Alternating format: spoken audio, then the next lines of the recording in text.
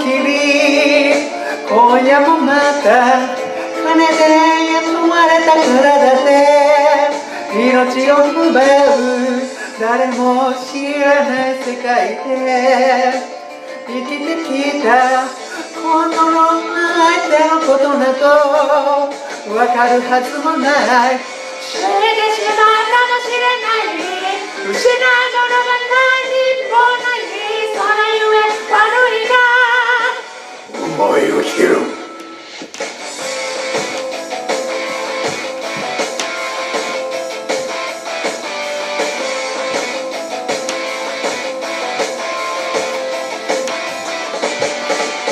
一人で生きていくことが俺の定めなら女など知るはずもなくて気ままに生きた明日の生き方でさえも考えなかったあなたに出会わなければ迷うこともなど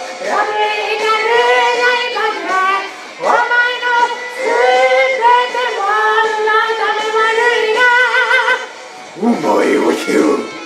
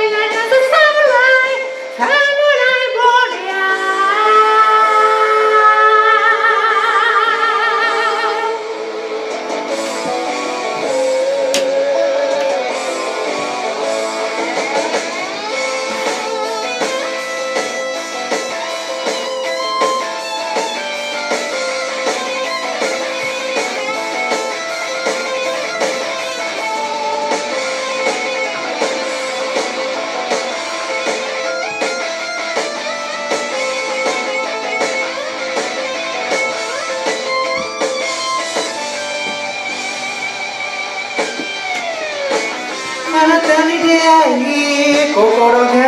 震えたあなたに触れてぬくもりを感じたあなたを見つめ幸せを感じあなたのことを守るため